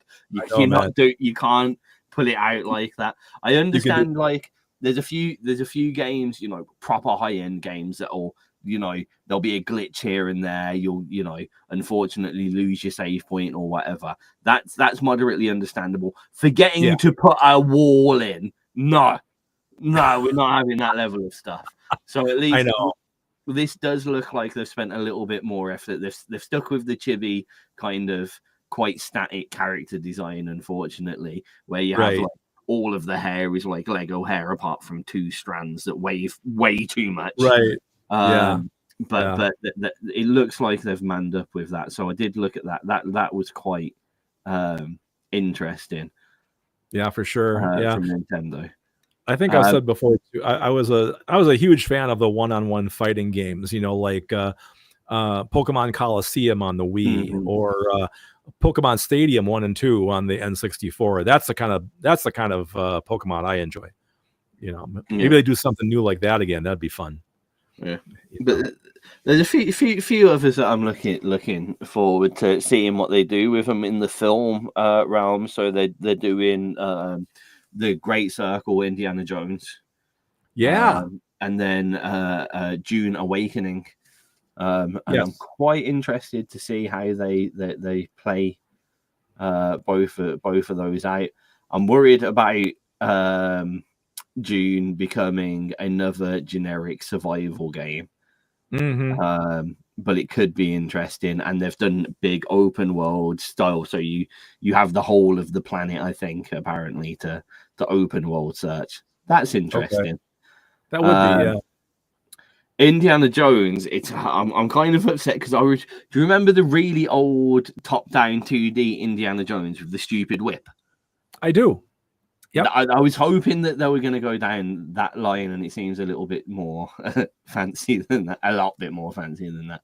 But I thought it was going to be a little bit more puzzly rather than actiony. Right. But yeah. Of course, Mario Kart World and Super Mario Party Jamboree both got a feature for their Jamboree with their Switch 2 edition, which is apparently slightly different. And it comes with Jamboree TV. I have no idea what that is. Yeah. The one I'm looking forward to is that Kirby in the Forgotten World or something, Forgotten Land or something, where they're doing a remaster on the Switch 2. But when you buy the game on there, is also like brand new DLC for it, like a whole other couple levels or something. Because that's a fun game. I had that on the Switch 1. Okay. Well, I'll put it over in the 2 and pop it over. Oh, one that really surprised me. Came out of nowhere yesterday. I don't know if you're an old school beat 'em up fan, like the old like the X-Men arcade game. Oh right. Or Streets of Rage, that type of thing. Yeah. Or like the Turtles, that type of thing. They dropped a He-Man and Masters of the Universe beat 'em up yesterday. Like a retro looking pixelated 16-bit. It looks really cool. And it's all the He-Man characters and old school He-Man too. Battle Cat and all that stuff. It looks great. But so they dropped that yesterday. That looks really fun as well. So we'll see what the second day brings. So pretty much tonight I'll go in my game room and look at YouTube and see what they announced today. So yeah, we'll see. Very interesting. Oh, a wonderful little geek out today. Yeah, for sure. Yeah. Physically geekage. Just been trying to crank on with Expedition 33 some more. It gets interesting. It gets very interesting. It's one of those. The problem with Expedition 33 is it's one of those things that you can't really talk about much because it's all spoilers. Everything is something. But I found the first big twist has been revealed, and I'm shocked. So that's good. I think you're farther than I am. I kind of put it away for a while. I need to. There's that and Rebirth are on my finish list now, and they will mostly be the only two games that I play up until they are at least the storyline's finished. Because it's especially Final Fantasy. I mean, I got the deluxe edition of Expedition 33 in the end as well. It was the same price. Nice. You just get a couple of extras. But especially my like £400 super collector's edition of Rebirth. I have to justify that by completing the goddamn game. It's just Of so course you do. big. The problem with it is like I get lost in it. You're walking around, like you're following the story, and then all of a sudden you've been walking around an area for an hour that you didn't realize you've been doing, just looking at like a monster running away from you, or a bit of grass that looks good, or a very cool bit of ruins. Like you can, that's the cool thing with Rebirth. You can just like go for a walk and explore some ruins, or Yeah, go in that's the forest. that's So more cool. open world, right? So open world, Yeah, okay. amazingly open world. Okay. You can literally metaphorically walk everywhere. You just go for a walk and walk across the whole map. Obviously, there's a few places that you'll need like a boat or a plane to get to, but like it is insanely open world. It's so vast. It's the vastest game that I've ever experienced. Like I've done what, about 5-6% of what's there. That's I've played a lot of it. I've played quite a lot of it. I've played probably done about 20-25 hours. Okay. And like the one small area feels like it's a whole game's worth of area to explore. It's just mind-boggling. Wow. And then like not even just from the open world, like you still have cutscenes to like sewers, underwater, you know, caves, etc. Right. It's astonishing. Best game ever. Anyway, and I haven't even finished it. Anyway, so that's the geek out from me. Yeah, Expedition 33. Yeah, and that's probably what you're going to hear for quite a while at the moment. I was going to ask you. I'm sorry. Just one fast question. You being the Final Fantasy guy you are, you ever played Final Fantasy online? Yeah, well, not the most recent one. I played 11 online, which was the first incarnation of it. Right. Which was actually really good. The only problem, I played it for ages, and my parents were really good about this. But this was back in the day when I was 12, I guess, maybe a bit older. So it was one of the first games that you had to subscribe to play.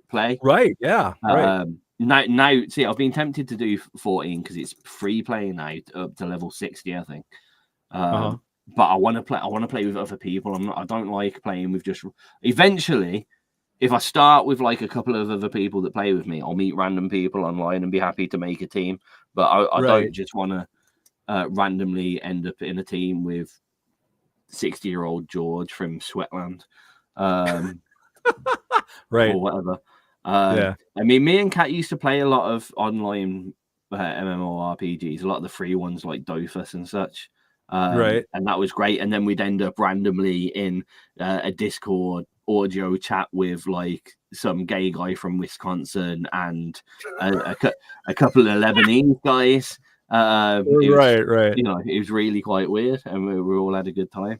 But that's the only thing that's been putting me off the new one, because I know it has recently gone free. Yeah, that's why I asked. Yeah, it has big DLC on it now. Yeah. The original one was quite good, but because we were literally paying by the minute for AOL, so it was like every minute was £1 a minute, or so. It wasn't that much, but I remember that me and my brother had to leave pounds by the computer monitor for what we'd used, and then on top of that, and this was a while ago as well. Final Fantasy 11 was like £35 a month, as I remember, and this was a while ago, so it was like the same price as the internet for them to let me play this game. And they did, because I was such a Final Fantasy fan, and it kind of like I didn't have enough time to keep playing it for it to be worth buying a whole new game every single month. Sure. But I might give it a blast. I just need someone, anyone out there play Final Fantasy 14 online or want to start playing Final Fantasy 14 online, get in touch with me, because I'd quite like that. There you go. Yeah. Well, cool. We still need to get a group game of Mario Kart on the go. Dude, I'm ready to go whenever you and Kat are ready to go, man. Just let me know. I'm down. When we next sit down to play, we'll give you a tinkle. Yeah, yeah, give me a tickle. Yeah, for sure. Okay, cool. Not a tickle, a Yeah, tinkle. I'm not Oh, a tickling you. tinkle? I don't want to tickle, or I don't want either. Actually, call me. Okay, cool. That'll do. All right, cool. That was a very nice geek time. We covered a lot. Satisfying geek time. It was. Yes. All right. How long are the tracks that you've got left for me? I don't know. You would know that, and I do not. Okay, so we've got about 8 minutes left of tracks, and we've got 16 minutes left of show. That's half. Yeah. Well, cool. Okay. I can talk about stuff. Well, should we play the first of two, then talk about stuff and say goodbye, and then play the last? That sounds wonderful. All right, that's a fantastic idea. All right, folks, the next track will be a song called "Blackout" by Stoned Turtle.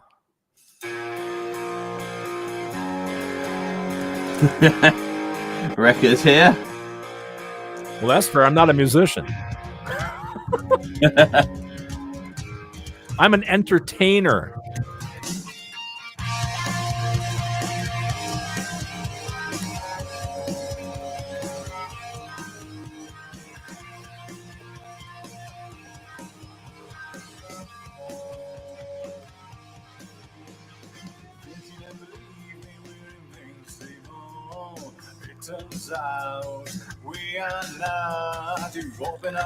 And boom, is it? We weren't looking at the chat because we didn't think anyone was there. Hi. Hello.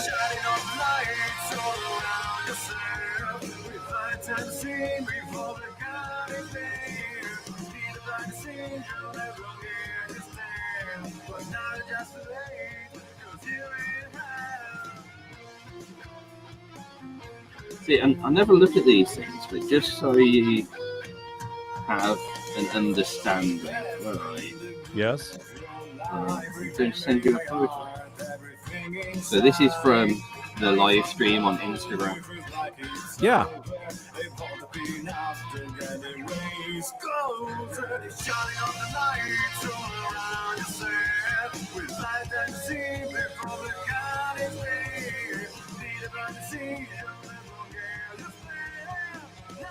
Oh, and then again, another new one already. Okay. Shall I? Yeah.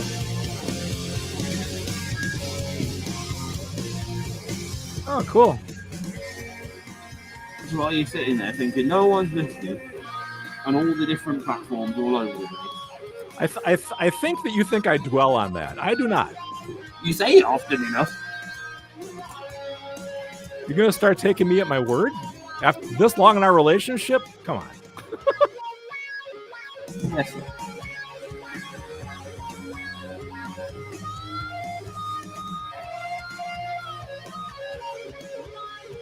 Maybe there's more gamers out there than I think.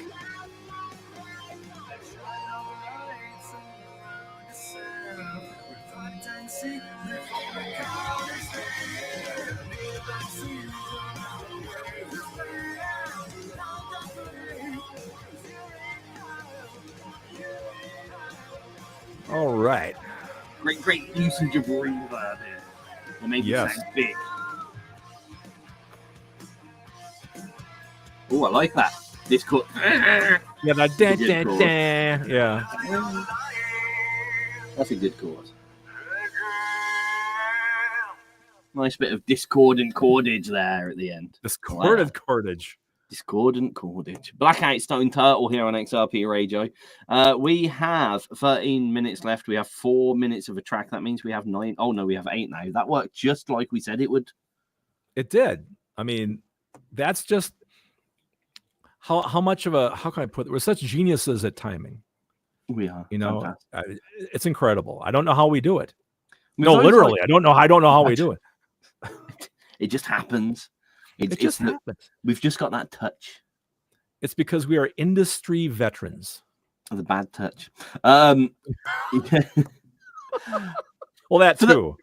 For those out there, just in this last few minutes, are there any? We had a good discussion on merch and where it comes from and how we sell it and AI for a bit because we went on a tangent and whatever. Yep. Any questions that you want to quickly put to us please do so, and we might even answer them. Do you sell merch? Do you make merch? How do you do your merch? Are you considering merch? One thing that I really want to know is what is the best merch idea that anyone thinks isn't out there yet? Oven mitts. Oven mitts. See, Oven mitts. I thought Spike Direction was did a great thing when they got Old Man Slippers for their song Old Man Slippers. It's a great idea. We do have a local cover band here by me that does do oven mitts. I think that's pretty damn cool. I mean, let's look at Wrecker songs. Okay, maybe you don't want to sell Black Widows marked with Wrecker on. I think that might be illegal. You could sell rocks. Wrecker rocks for the Rock. Just sell rocks with Wrecker's name on them. Yeah, the Rock. It'd be the Rock from Wrecker. Okay. And you could get it with the track. Do you want the Rock from Wrecker with the Rock from Wrecker? Genius. I thought so. Yeah. I keep waiting for bands to sell condoms and putting their names on them, but I think the logistics of that would be kind of tough. Well, I mean, you do remember the name and the reason for my very first punk band, don't you? No, I forgot. It was something for the weekend, because in the UK, when you that's right, it's something for the weekend. They'd ask you if you want something for the weekend, and you could get a condom, and we wanted to get condoms made with something for the weekend condom. Yeah, something for the weekend. Yeah. Ooh, Wrecker's album is coming out this week. He's getting them this week anyway. He's ordered a copy of it at least. Or at least one copy. There'll be one out there, kids. Yeah, there'll be one. Maybe he'll borrow it to the rest of us. One of one. That could be a collector's item. A collector's item. That's what I was looking for. In that case, you better autograph it, dude. And make sure it comes with a rock. And spell your name right. Remember, there's R-E-K-K-R. There's no E there. There's no E there. Don't put an E there. That's a bad idea. Don't do W-R-E-K-K-E-R either. That would be. And there's no silent P's in it either. And you don't have umlauts over your E. No umlauts over the E, just in case which would be really metal. That'd be metal, like this metal. You know, if you did the umlauts over the E. It would be quite metal, but they're rock.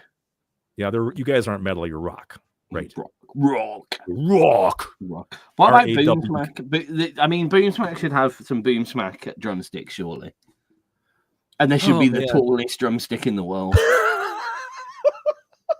About 5 feet long, you know. They should be Boom Smack sized. They should be Boom Smack sized, 7'2" drumsticks. I reckon someone would buy them. Drumsticks for giants. Yeah, great idea. Man. Boom Smack, do you have to get a special drumstick? Are you so big that you have to get bigger drumsticks so they reach closer? Does he have to put his drums further away from him so his arms reach out to meet them? Is this bullying? No, not at all. We're asking probing questions. We're asking probing questions. Damn right. Is the weather different up there? No, I'm sorry. Is it raining up where you are, sir? You're only good at basketball. Exactly. You know, I mean, I also think he should repeatedly sell black dyed candy apples. I don't know why he hasn't got a selection of easy to order black candy apple apples. Black. Yeah, that's a great idea.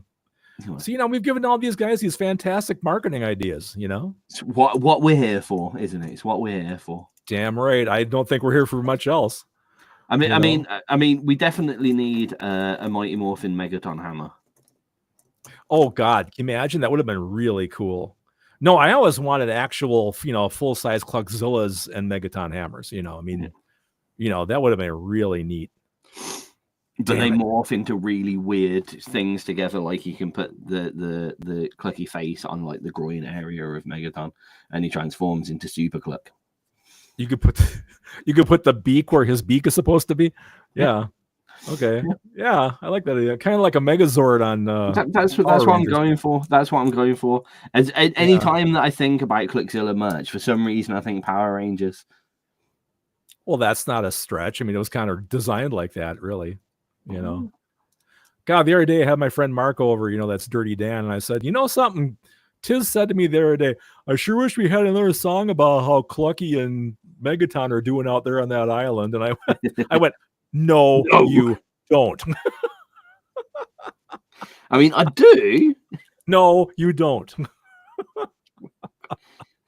but are they happy? Are they happy at least? Yeah, of course they were. I said they were. They went off to live happily ever after. Yeah, I know, but like divorce is a thing, so No, man, they're not that. They're not serious. They're kind of cohabitating. they're cohabitating with all the little robot children that they've created. What? Well, they send them up in the trees to harvest the coconuts. All right then. They got the beaks, you know. How platonic. Damn right. Right, That is Craig, we got on What? that note, we've got to say I know we have goodbye. to go. We have to go. We gotta go. It's been a pleasure to entertain you all as always. We'll be back next Wednesday, hopefully according to my trains. It's always a good risk. It's always a good risk when we're gonna. I've been good for weeks, though. I think You have been very good. Yes. Yes. Thank you for joining us on episode 15, Shmifteen of the Craig and Tizz Show. I am also back on Saturday with the live new submissions tag show. Do come and join us, explore some new music. It'll be absolutely wonderful, and everyone will be happy. Until then, it's been good. I hope you all have a wonderful day. Tying up earlier next week, you cunts. Any final words, Craig? Just the usual. Thank you so much for tuning in. Thank you so much for being a part of whatever this is.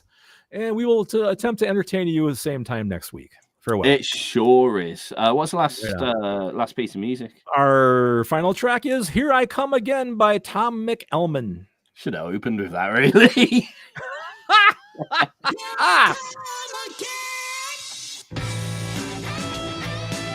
Wrecker wants to know if Clucky and Megaton have kids. I mean, that's what you led to us to believe.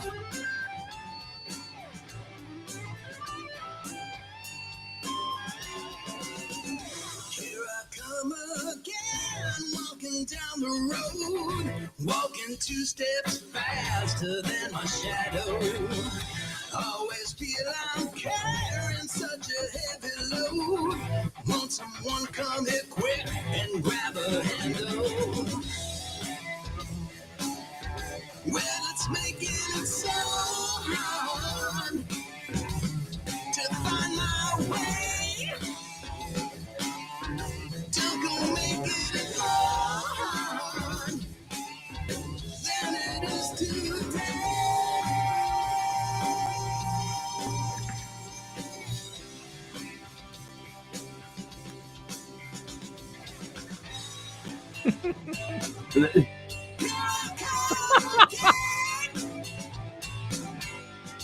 Here I Come Again, or the single, or the flip side, at least maybe I'm breathing hard instead. Yes, I mean, that's the B side.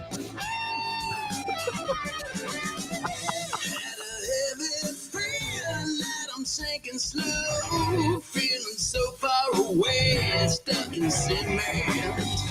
Well, I'm feeling stronger, and I'm back for more. Nothing in my way. Very rocky selection you've given us today, Craig. Yeah, I kind of went for that.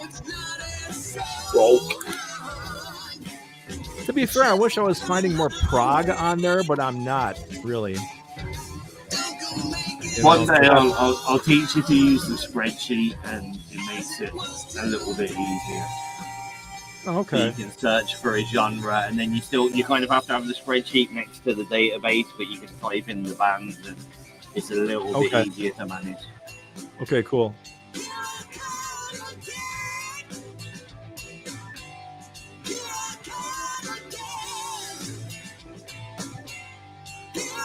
All right. So dinner is going to be warmed up hamburger and bratwurst. Wonderful. I had my pasta, so I know you did, you lucky guy. I'm gonna probably go upstairs now and try and convince Catherine to not order KFC.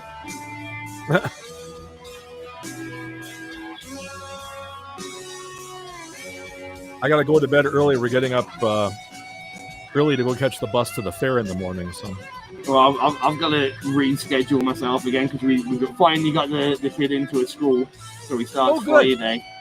So yeah, it needs to be at the school by 8:45 in the morning, which means we have to get him cleaned and ready for the school. Oh yeah. out the door by like 8:30, really, at the latest. I remember those days, man, getting the kids to school and picking them up and everything. We starting having some 7:30 mornings. Oh, yeah. Getting up at 7:30 and getting back from work at 10. I remember those days, man.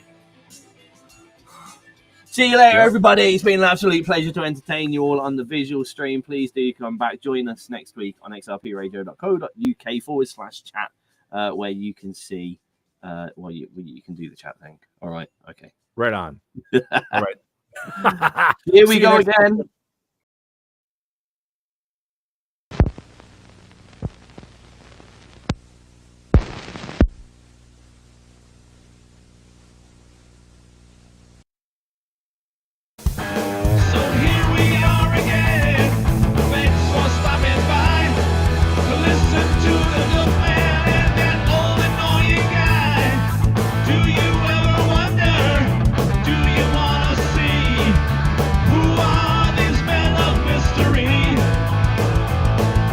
Tizz lives in Scotland and runs XRP, a broadcasting legend, I'm sure you'll agree.